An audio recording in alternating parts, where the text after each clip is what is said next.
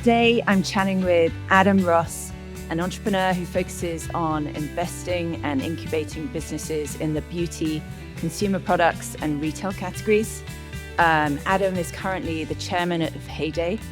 It's a brand that I've long been admiring and envious of, a new kind of facial shop that makes professional skincare affordable and accessible. And kind of amazing because it disrupts so many different category norms. We'll be talking about that in a little bit. So hello, Adam. Thanks for joining me. Hello, Natasha. Thank you for having me. So before we get into Heyday, I want to go back. You're Australian. Tell me why, when, how you came to the States. Okay, go back to the beginning. Although I will say I was in a taxi the other day in the city, and I got told I had a very strong North Brooklyn accent. Oh, okay.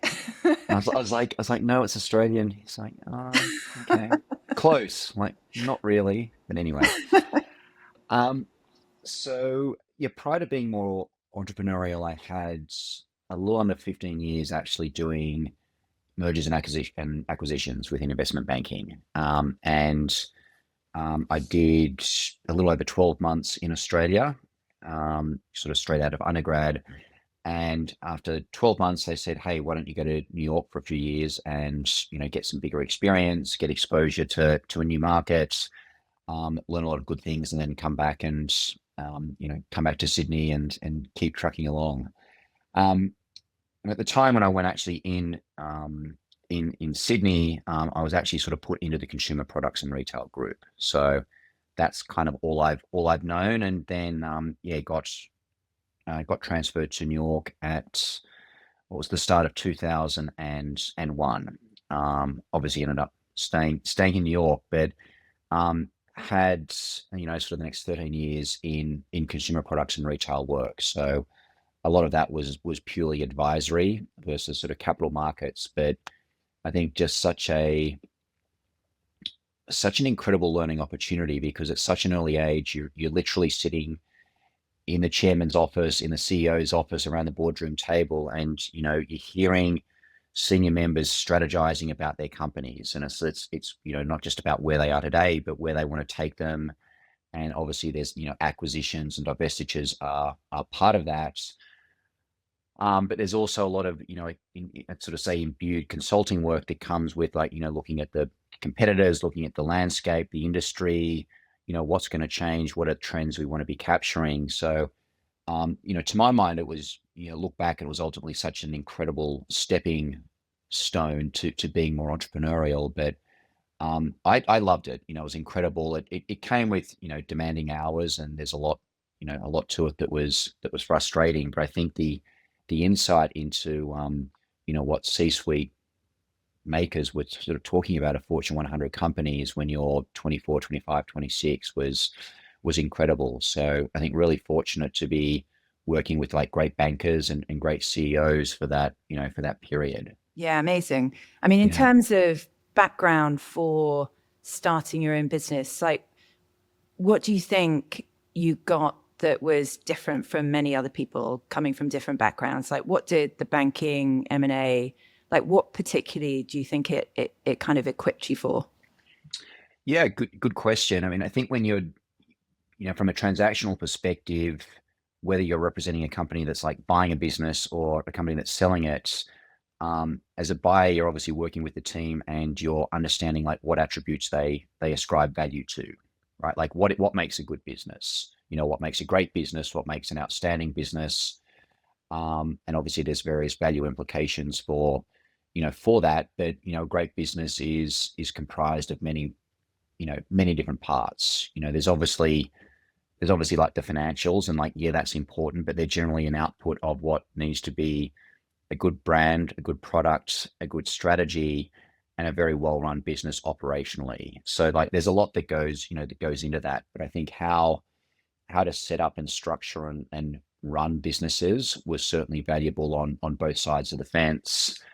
And then I think as I was getting more senior in banking, was interesting because like a number of my peers they were gravitating more and more towards, I'd say, like the front page of the Wall Street Journal deals. And there's something nice about doing massive transactions, but I was actually going the other way, and I was more and more interested in working with the smaller mandates that a lot of the team was less interested in, because I was working actually sort of so closely with the founder or the CEO who had actually built the business from scratch. And I think just seeing the passion and understanding the story from like 0 to 1, from 1 to 10, 10 to 100, that actually really, really gave me energy, and it was actually far more interesting for me. And I almost sort of felt a lot more integrity with where I ultimately wanted to be spending my time, and actually being on the other side of the table, like with them, rolling up the sleeves. And I think seeing um, the satisfaction that can come with like building and sort of conceptualizing and birthing something that can serve a place that creates like delight and surprise for customers is it's a pretty amazing North Star to wake up to on a daily basis. Well, so how did you make that switch? Like, was there an event? Was it an idea, a meeting with a co-founder? Like, how did you, because that's quite a big lifestyle change from something that's safe and presumably pretty good in terms of salary and package. Like, how did you decide to make the switch? What was the trigger? I think, well, I probably cringe with naivety when I look back on one of the rationales, which was actually to have a better work-life balance, as an Yes. entrepreneur, and Yeah. yeah, Suddenly no bosses, apparently.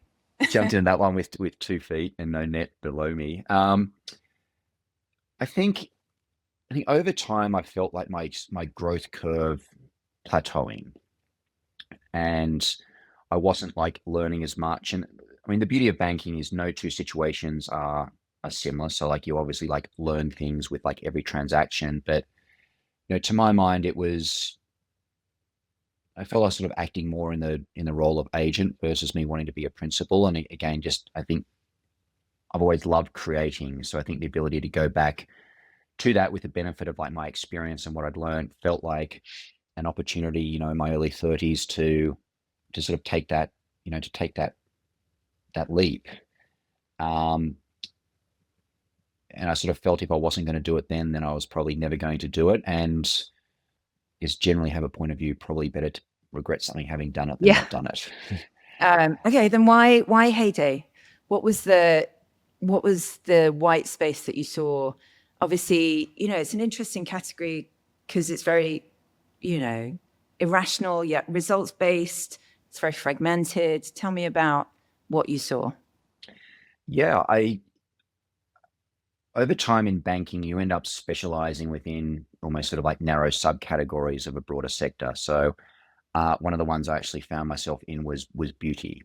So over the probably last 5 or 6 years in banking, I was doing a lot of work for the Lauders, the L'Oreals, the Revlons, the Avons, the P&Gs, Gillettes, and I was actually doing an assignment with one of them that I came across spa services, and it was one of those ones where I was just like, massive category, like resilient, incredibly sticky customer when you've got them, yet so incredibly fragmented and generally operating to a very outdated playbook. So it was one where it was almost like the category was so massive despite its efforts to not be, which is and I think skincare, at the time it was one where I had a point of view around, I think skincare separating itself a bit from beauty. I think when you hear the word beauty, it has this pampering, indulgent connotation. And I think makeup and color falls a bit more into that bucket than skincare, which I think is now more separate and probably within more of a self-care, sort of like description. But no, I think it was one where, just to give a bit more context around it, and I think at the time we're actually seeing some fantastic brands coming up in categories that have been very stodgy, very outdated, very sort of structurally misaligned. And well, I mean, closer to home in the category, you could say like Dry Bar, was doing it, or even like in, Soul Cycle in New York, they did such a great job freeing cycling from the gym, and they made cycling a standalone exercise statement, and they did it with with an incredible community. dry bar free to blow out from the salon. Again, did it so well, no cuts, no colors, and really played to to a particular niche. I think the more relevant one actually for Heyday was Warby Parker. And I think what like Neil and the team did is they took a massive category in eyewear, and it's just like, this is so structurally challenged. There's no reason why designer eyewear should be $400. There can be a trade-off in price without a trade-off in quality.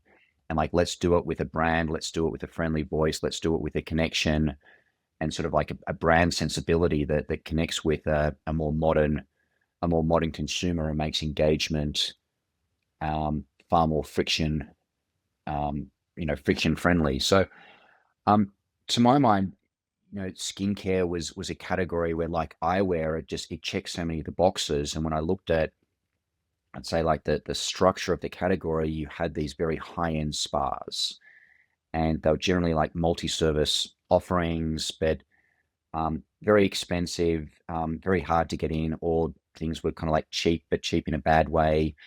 And there was nothing in that middle ground, or sort of call it like aspirational luxury. But to my mind, there was no reason why facials should be $250 to $400 and trapped in a spa. So I think the light bulb moment for me, that aha moment, was, let's free the facial from the spa. And if we reposition it in a more of a gender neutral, unintimidating, design inspired environment,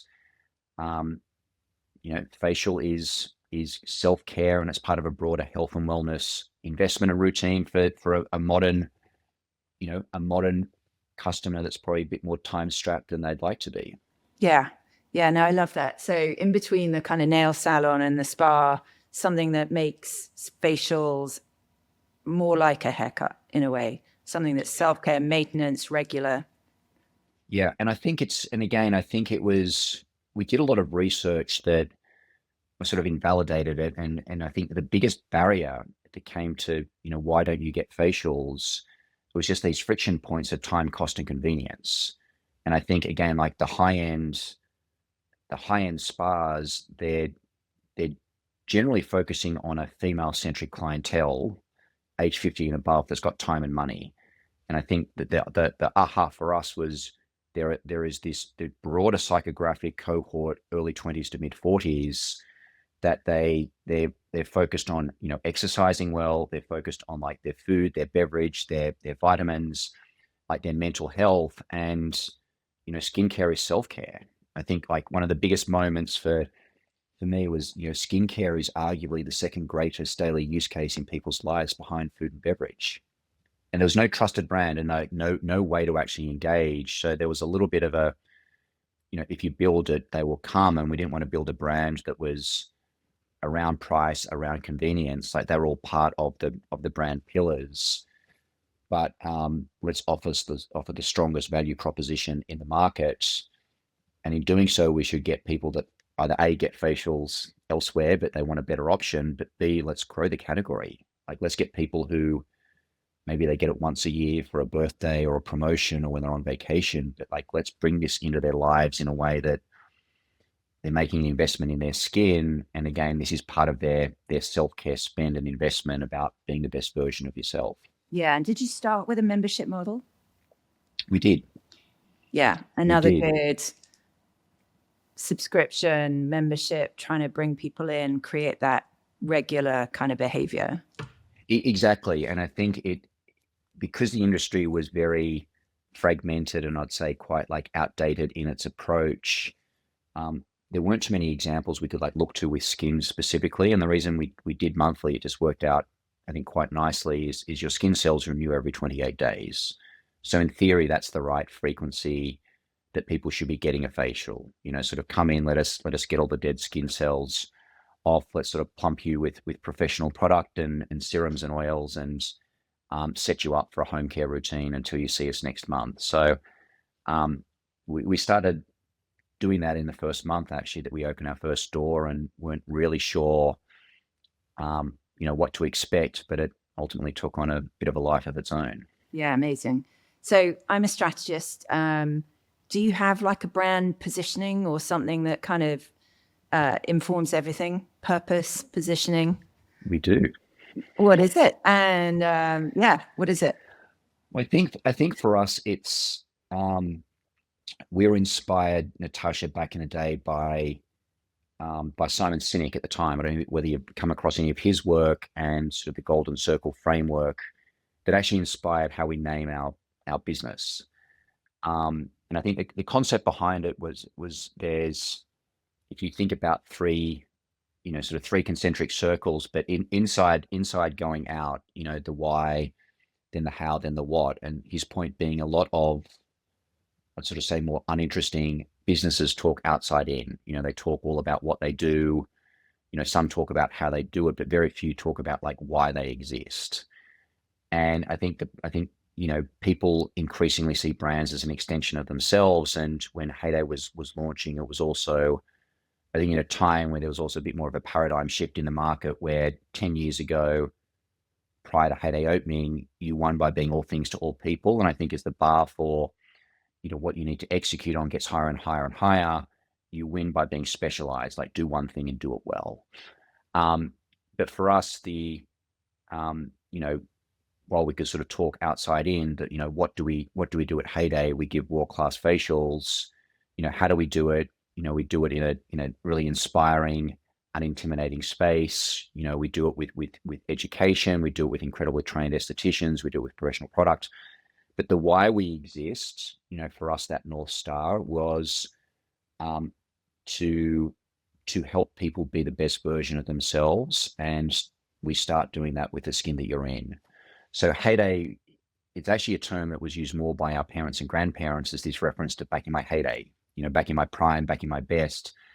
So it gave us, Natasha, a really powerful like mission and vision in terms of why do we exist at Heyday? And it had a dual benefit of how do we want to serve our clients, but also how do we want to serve our internal team.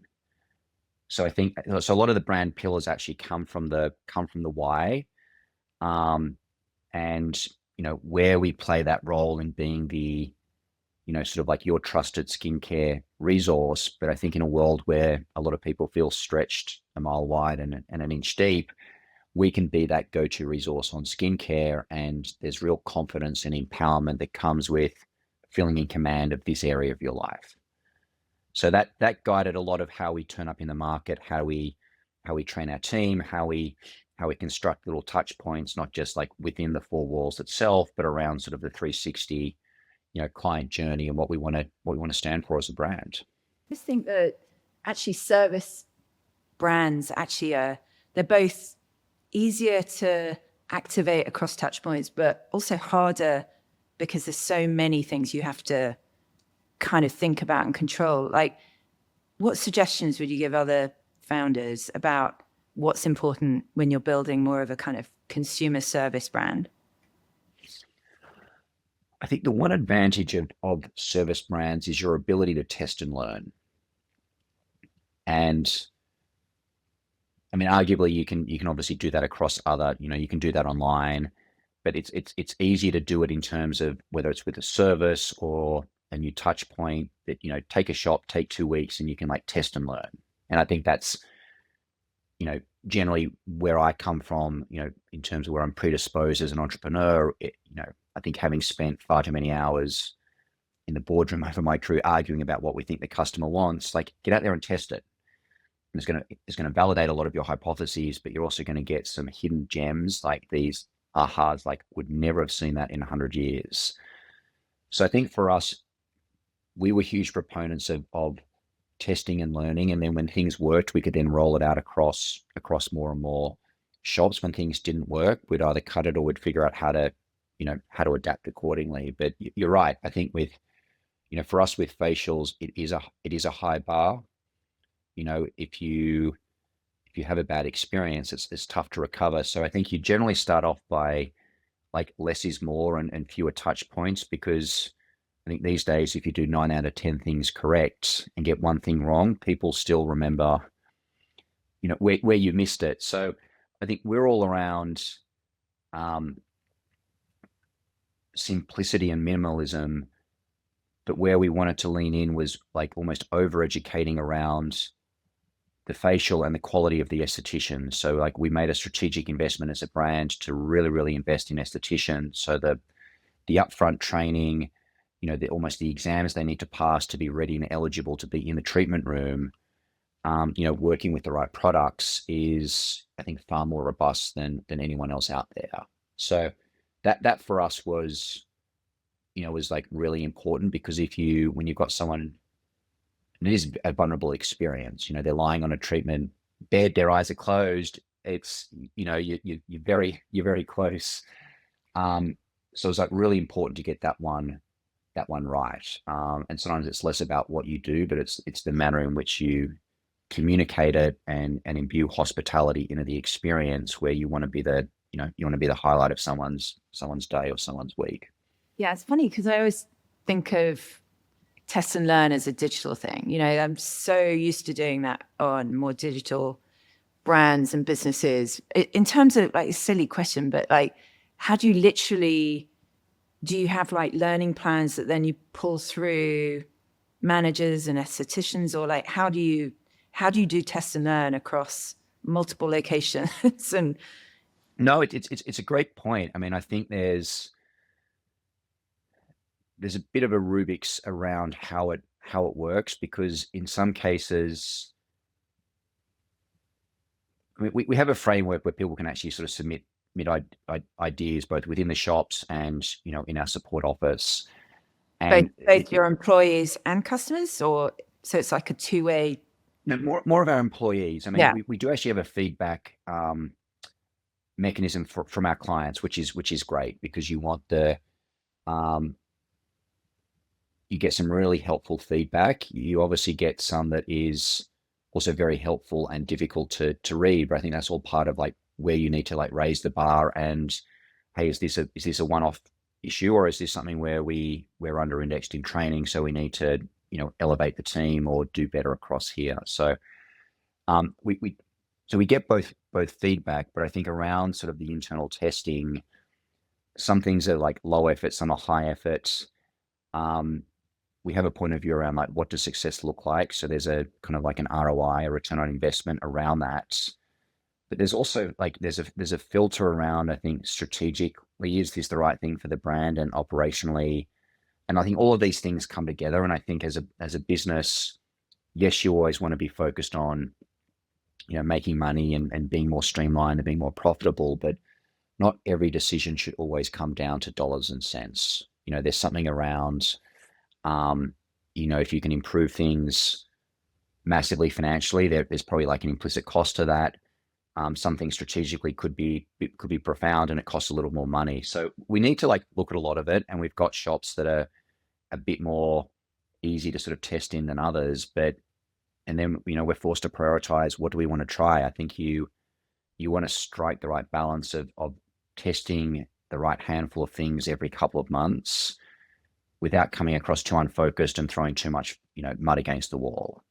But I think the point being that if you choose and you filter the right initiatives, you don't need too many to work. And if you look back, I think over 1 to 2 months, they don't necessarily make a big difference. But if you step back over the years, the compounding effect of initiatives laid upon initiatives ends up taking you to a very, very different place. So I think we've seen, great continued gains across the business as we just get smarter and better. And I think, the right businesses, whether it's physically or online, it's where you can take insights, test and learn them, and roll them out. And like the speed with which you do that and keep compounding on that is what's going to ultimately create a stronger competitive moat over the medium term. And what are your metrics? Customer satisfaction, repeat, like how do you measure success? Yeah, I think it's, a lot of it is actually, it's customer satisfaction and it's retention. And again, I think there's one thing that for us, and this is sort of, I think, answer that in the context with a lot of things. Heyday, just knowing we're quite new to the space and doing things very differently, there's always the challenge for us of like, where do we anchor in industry conventions with what we're doing versus where do we actually step back, break away, and do something fundamentally different. One thing that we didn't like about the category was it was a very, very um, icky experience when it came to you have a great facial, you check out, and this pressure to tip and this pressure to buy products could really, really take away from what was like a relaxing, relaxing 50 minutes. Um, so where I'm going with that point is I've seen other brands that are focused on like maximizing the spend of the client in that day. That's not how we operate at Heyday. And maybe we're leaving a few dollars on the table as a result of that. But I'm interested in people coming back every single month. So the more you can wow them with the experience or like little surprise and delight in the moment, I'm less focused on whether they buy one product, two products, three products, or no products. Because again, if they come back, they're going to ebb and flow and buy products as they need. So we're focused more on longer term and actually creating a new routine. So our metrics tie back to that end goal. So tell me about having an in-person business model that went through COVID. Like, how did you pivot? What did you do to get through COVID? Like, how many stores did you have at that point? Yeah, COVID was an incredibly difficult period for us. We lost 100% of our revenue overnight. Rather ominously, we closed our shops on Friday, the 13th of March. Oh God. Um, which as I look back was surreal. No, for us, it was a really difficult period, Natasha. We were obviously in a category where we probably couldn't have been in a worse category than other businesses. We had 11 doors at the time, and we're operating in New York, Pennsylvania, and California. And our New York doors were closed for 8 months, our Pennsylvania door for 14, and our Los Angeles doors for 16. So we essentially, reopened the business in mid 2021. We, my co-founder and I, we had a moment.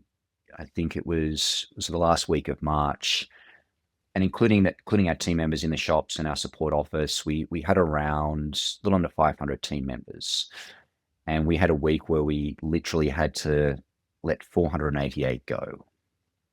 And as a founder, doing that over Zoom and communicating was actually, I think, one of the hardest things we've ever needed to do. We spoke with our investors. It was one where at the time we weren't sure how long we were going to be closed for, but the decision was made pretty swiftly on, let's keep sort of a lean team.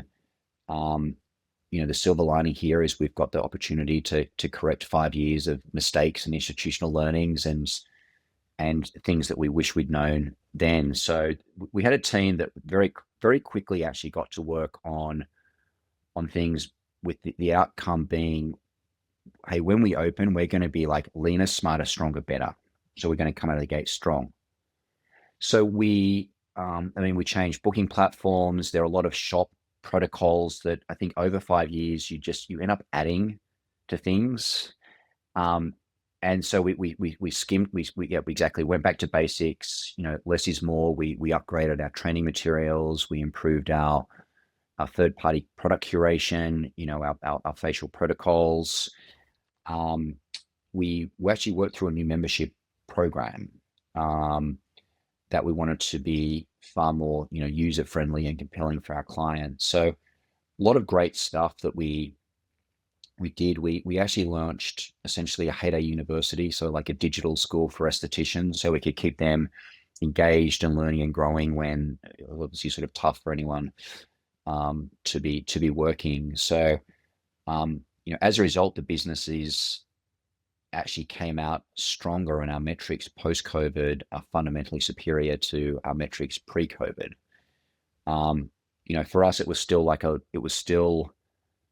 a long burn when we opened. We weren't one of those businesses that just like yo-yoed back to immediate pre-COVID levels. It was just, it was tough. We had that, but we also had, a lot of our estheticians were still getting paid by the government. So it wasn't as easy to get people back to work. So I think it generally took us probably a full 12 months to go from truncated 4 hour, 4 day a week opening up to 7 days a week. So, but we got there. We're now back in sort of above pre-COVID levels with fundamentally superior metrics. But um, I'd say we're better for it, and there's a lot you can look back on as a CEO, and I think be thankful for in terms of what it needed to do for difficult decisions, for quick decision making, for constituent alignments. Um, but it was, I think, very, very difficult when we had no idea how long we were going to be closed, and what the world was going to look like when we opened. I think there was a lot of questions around what consumer behavior is going to remain unchanged, what's going to shift, what's going to move around. So I was fundamentally bullish, but you never really know. And investors, etc., were patient.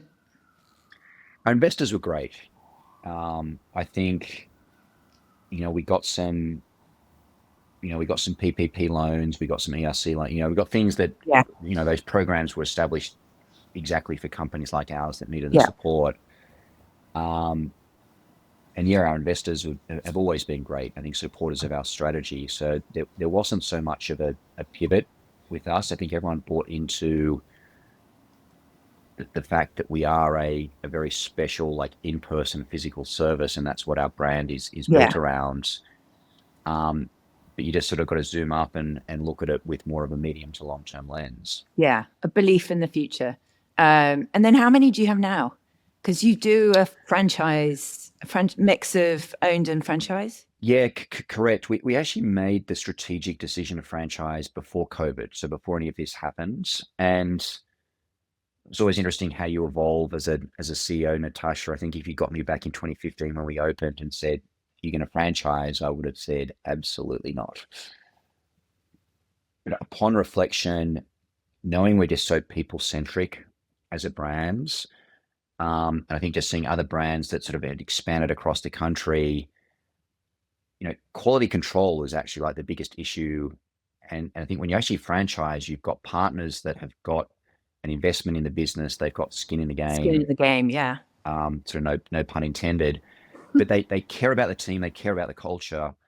So you're actually getting a fundamentally superior, like, team member experience, but important, like, client experience. And I think we never wanted to be one of those brands, Natasha, where you could visibly know if a door is sort of corporate owned or franchise owned. So yeah, we're pretty split today. I think we're a little under 50 locations across the US. yeah, amazing. What about the kind of the kind of state of business and how you run businesses? Obviously, I'm sure, I don't know what is going on with Heyday, but so many founders are realizing that to actually scale these days it's and grow and achieve valuations and investment, it's the ball game has changed. Like, what's your thought on this? Especially, I assume, coming from a finance background, it's interesting seeing the kind of market change in this way.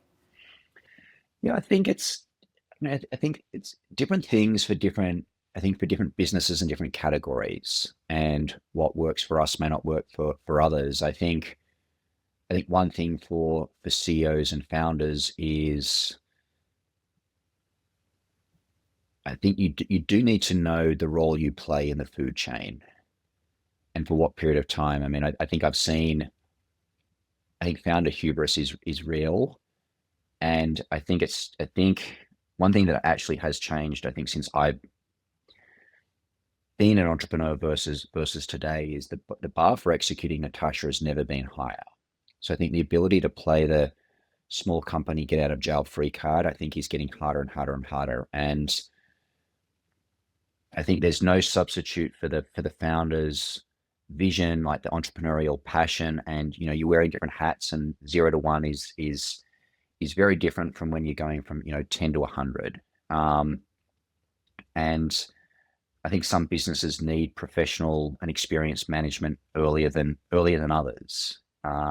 even for us and, our investor base, like, some cases I think businesses just need the capital. In other cases, it's like, no, I need the capital and I also need like the strategic acuity around the boardroom table. So Heyday was one of the latter ones, but as we're very people centric as we are scaling, I needed a CEO that had, could look around corners in a way that I hadn't before. And I think, for me, there's a very interesting realization as businesses grow. There's a big difference between what gives you energy and what you're good at. And I think you want to be really intentional and mindful around that. And for me, it's, I'm not great at like managing people and executing and operationalizing things and getting the right, CRM platforms and like other systems like integrated at scale and executed that way. And yeah, sure, I could probably have like learned my way through that, but I think that it wasn't A, the best use of my time, but B, it also wasn't the right thing, I think, for Heyday.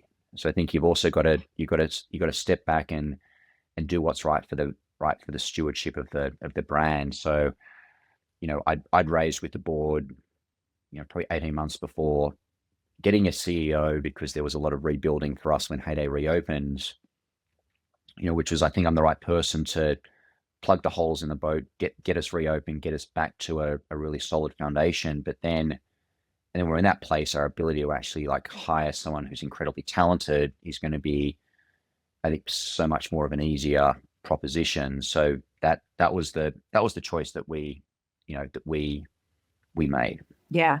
So what would you say, what are your superpowers? I'm always curious about, what are the things that you think you're really good at? I think I'm good at connecting dots and driving sort of innovation in white space opportunities.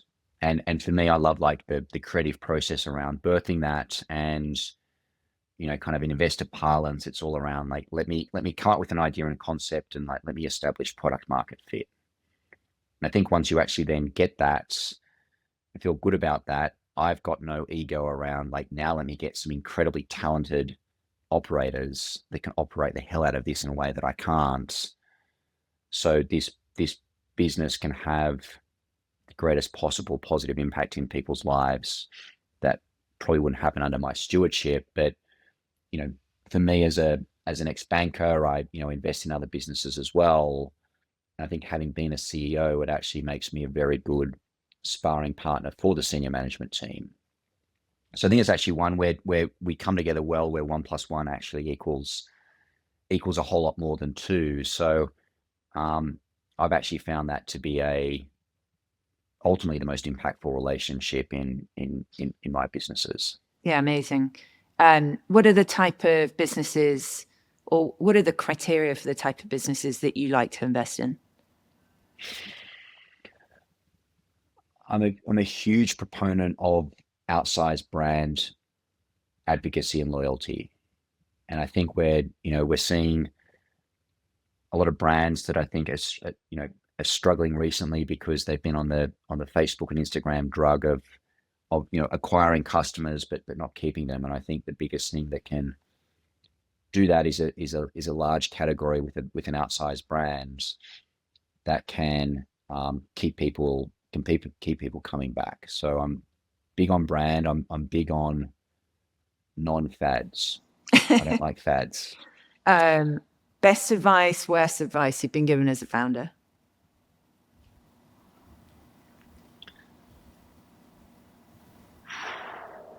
Well, that is good. Worst advice is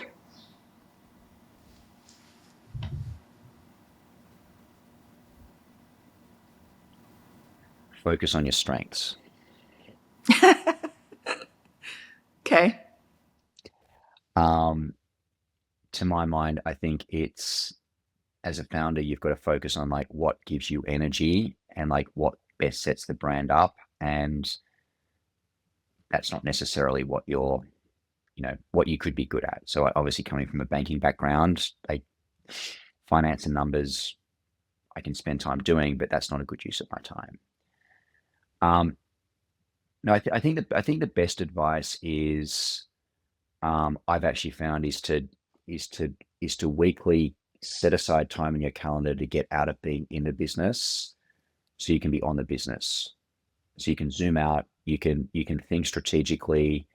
It's very easy in a CEO role to be in the trenches on a daily basis and very kind of like in the moment. And I think you've always got to, you know, look up and think about the quarter, 2 quarters in front, the year in front, like where are we going? And zooming up, and you almost like need that perspective to come back and, inspire the team, like reinforce the North Star, the messaging, and it's giving context to what you're doing on a daily basis. And I think I'd say that's really important for other people to keep in mind, because it's your strategy is only as good as your ability to communicate it. And you've got to kind of go up and down to then have, I think, the magic storytelling ability to communicate your strategy to inspire others. And that's what I think ultimately sort of CEOs and founders can do best. Yeah, I think it's something that often gets lost when you're all in day to day. What motivates you to work? Like, what drives you? Why? I think the meaning that comes from creating something that can have a positive impact in other people's lives is very much in alignment and integrity with who I want to stand for as a person. Okay. Um, I'm always curious. Do you have do you have mentors? Like, Yeah, absolutely. Yeah. who are your mentors? I think you go in and out with different people over the years. I think depending on like where you are. And I'd say I've had like business specific coaches, formally, and informally, I've had other sort of like life coaches as well. And again, I think you balance different things at different times. Um, Obviously, being an entrepreneur, being a CEO, being a founder, I think it can be very easy to be um, over-indexed in work and accomplishment, and sometimes you need a life coach to better balance fulfillment and accomplishment. So I've ebbed and flowed within both. I think there's other informal contacts and sort of groups that you're all part of, but I've actually found that to be invaluable. And it's 30 minutes or a 45-minute call can actually save you hours, days, weeks versus sitting at your desk. So it's I think the more open and curious CEOs are to learn from others, um, it's only going to come back and kind of like help you in the, well, not even in the long term, but I think Yeah, help you straight away. Yeah. yeah. How do you meet? Like, how do you create your kind of network? I mean, do you go to, I don't know, industry events? Do you go to, are you parts of organizations, or this is just more informal meeting like-minded founders and Yeah, business I people? do. I think I'm in the privileged position right now where, I mean, there's a few industry things I go to. Um, it's sort of quite a close industry, so you know a lot of people, or you can get to people, I think quickly. So I'm if there's people I want to reach out to, I'll either do it directly or I'll know someone that can get to them.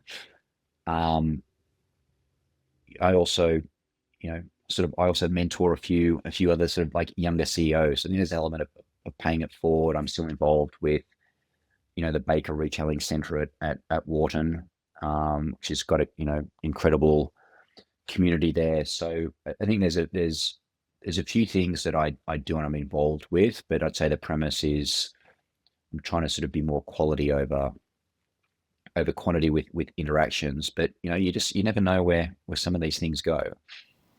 Anything that you wish you'd learn earlier in life or a career? I can't decide if that's a career specific or just life specific question. I'm sure there's a very there's a very long Every time I list. think of that question for myself, it's always a life thing versus a career thing. I don't know. Say how much time do you have? I think back to my earlier comment, I think around being like on the business, I think people have got to be where I think I misstepped earlier in my career is I wasn't as clear on maybe like what success looked like both for me and the business. And I think I was generally of the mindset, build a great brand and business, and with that you've got options. And I think these days, and there's a little bit of like working, like, what do you want to be when you grow up? Like, you don't necessarily need to raise a lot of investor capital. Like, I've got friends that are actually smaller businesses. They own 100% of it. They work 3 days a week, 6 hours a day, and they're happy as clams.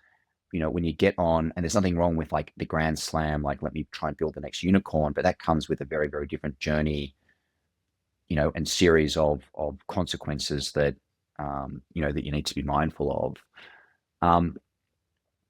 But I think if you don't have that clarity, it's very easy for like the weeks to become months and the months to become years, and you can kind of like look up quickly. There's a little bit of like, where did that decade go? So you could probably apply what I'm saying with businesses to life as well. But I think it's just where you can be a bit more mindful and intentional on that. I think it helps because, clarity among constituents in businesses, I think, is really important. And even, for me, it was quite difficult actually with another business I felt to communicate to an investor, which is like, I think I'm the best person to get the business to here, and then I'm not the right person. And when I did the first time, like, my investor was just like, that is so nice to hear. Like having that clarity is great. So we can now plan on it. We can work backwards, and, T-9 months, we can start to like look for somebody to replace you. And it creates, I think, sort of a broader set of alignment that if you don't have that as a CEO, you can just sort of feel like the weeks blend into each other. So for me, I think where you have clarity around what that looks like, it will just help you to, I think, better manage that. Well, in terms of that, so it sounds like you do have a thought on what's next. Like, what's your ambition? Like, what is your ambition in the short and long term? Like, where do you want to go? Where does Heyday go? Where do you go?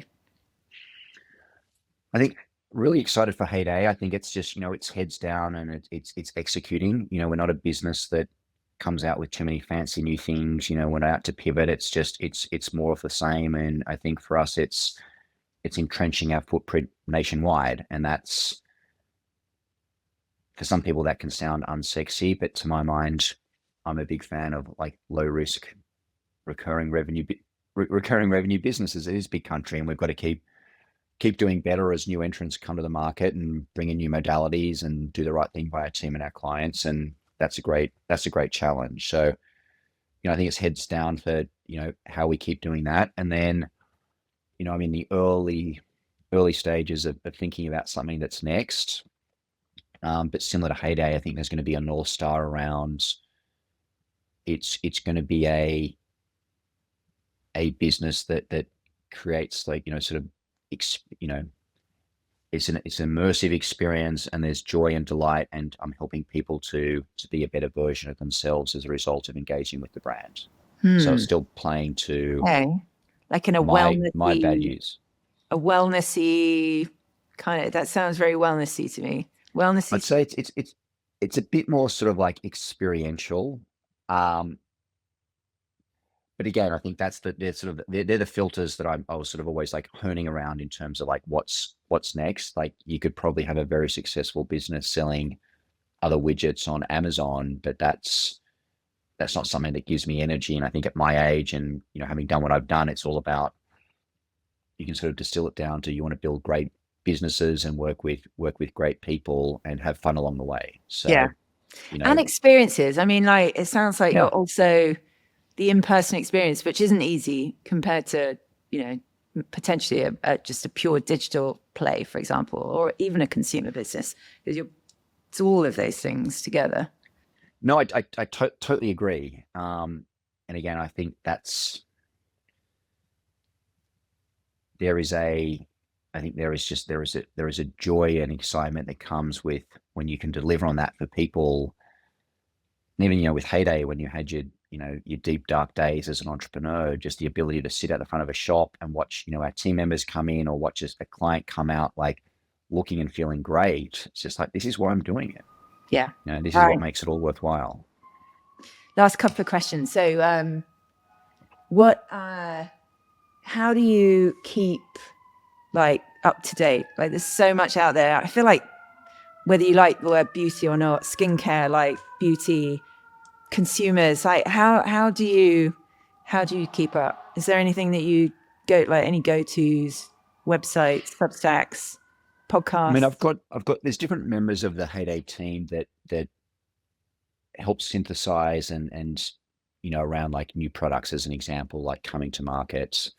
Um, there's the odd sort of conference that I go to where you can obviously sort of hear what people are saying, but I generally find a lot of that to be more noise than anything sort of particularly meaningful. So I'd say we're a bit more just focused on our business, our product offering, and the experience. And like, yes, you want to be mindful of a few things happening out there, but I can find that it can turn into more of a distraction and a hindrance than a help. So I'd say 10 years ago I would have answered that question differently. I think there's a lot more like addition, add things, like yes, more. I'm at the stage now where I've got like a really high bar for what I read, what I digest, and there's generally been a lot more subtraction, so I can actually be more thoughtful, and I think just do deep work on on Heyday. And I think if we do our job right, we're the ones that are actually leading the trends versus reading about it from others. I like it. All right. So, what about something, brand, product, idea that you are professionally jealous of? Yeah.